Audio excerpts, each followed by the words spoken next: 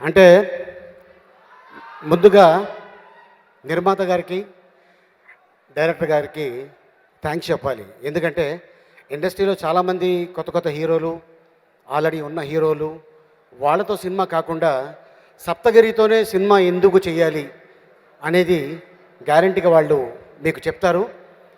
కానీ నాకు తెలిసి రాజ్బాబు గారు ద గ్రేట్ కమెడియన్, ఆయన ఒక సినిమా తీశారు. ఆ సినిమా పేరు సర్కార్ ఎక్స్ప్రెస్. మా ఎడిటర్ గారికి తెలుసు, ద సీనియర్ మోస్ట్ ఎడిటర్ ఆయన.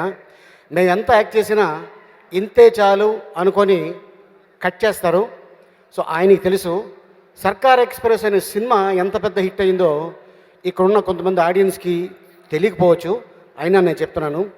తర్వాత ఎన్నో సినిమాలు వచ్చినాయి.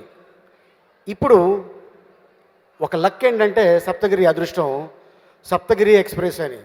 అది హైదరాబాద్ నుంచి బయలుదేరుతుంది, తిరుపతికి వెళ్తుంది, మళ్ళీ వస్తుంది. కానీ తిరుపతి నుంచి వచ్చిన సప్తగిరి ఈ రోజున ఒక అసిస్టెంట్ డైరెక్టర్గా ఇండస్ట్రీకి ఎంటర్ అయ్యి ట్రై చేసి యాక్టర్గా ఎదిగి కమెడియన్ అయ్యి ఇప్పుడు హీరో అయ్యాడు.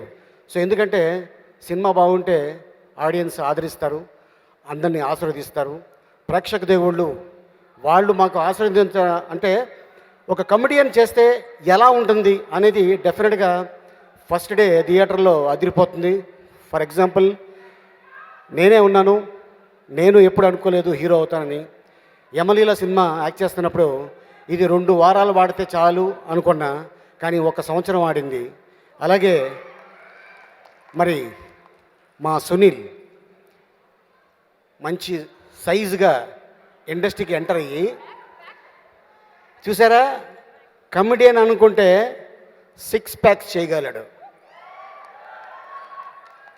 కానీ ఒక హీరో, ఒక పెద్ద హీరో అనుకుంటే లావు అవలేడు.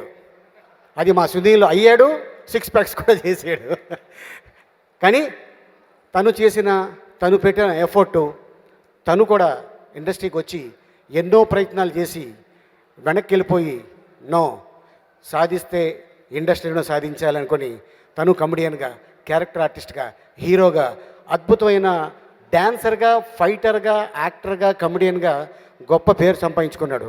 అప్పటి నుంచి చూసుకుంటే ద గ్రేట్ రాలింగ్ గారు, చలం గారు, ఎన్నో సూపర్ డూపర్ హిట్ సినిమాలు ఉన్నాయి.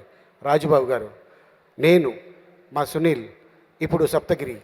సో ఏంటంటే నేను ఏ కమెడియన్గా చెప్పేదైనా ఒకటే, హీరోగా యాక్ట్ చేస్తున్నప్పుడు సరదాగా మనం ఒక లాటరీ టికెట్ కొన్నాం, అది తగిలింది, డబ్బులు జేబులో పెట్టుకున్నాం, దాన్ని మళ్ళీ ఇంకో టికెట్ కొనాలనుకుంటే అది సక్సెస్ అవ్వచ్చు, అవ్వకపోవచ్చు.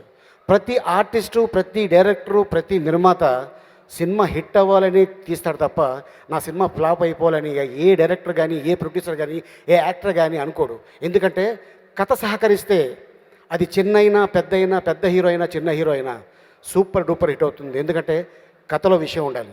సో అలాగే సప్తగిరి ఎన్నుకున్న ఈ కథలో అద్భుతమైన మ్యాటర్ ఉంది. తమిళ సినిమాని తీసుకొని దాన్ని మార్చి మా రామ్ ప్రసాద్ కెమెరామెన్గా, మ్యూజిక్ డైరెక్టర్సు, ఎంతో మంచి మంచి టెక్నీషియన్లు పెట్టి ఈ సినిమా చేశాడు.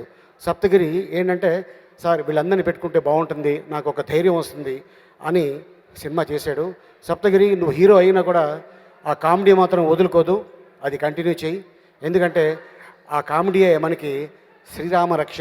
సో డెఫినెట్గా ఈ పిక్చర్ సప్తగిరి ఎక్స్ప్రెస్ ఎక్కడ ఆగకుండా, ఎక్కడైతే స్టార్ట్ అయిందో మళ్ళీ ఆ తిరుపతిలో వెళ్ళి ఆగాలి, అంత పెద్ద హిట్ అవ్వాలని ఆశిస్తున్నాను. ఆల్ ది బెస్ట్ డైరెక్టర్ గారికి, నిర్మాత గారికి, Saptagiri. Thank you very much. యాక్చువల్గా సప్తగిరి ఈ సినిమా గురించి ముందు నాకు చెప్పాడండి. నేను కూడా తను ఎంకరేజ్ చేసిన వాళ్ళు ఒకరిని. ఒకసారి కళ్యాణ్ గారు ఇబ్బంది పెట్టొద్దన్నారు, టైటిల్ అడిగాను అన్నారు. ఆయనకంటే ముందే నేను ఆయన మనసు తెలుసు కాబట్టి పసిగట్టి ఒకసారి డాలీ నాకు ఫోన్ చేసి సునీల్ ఇలా ఉంది,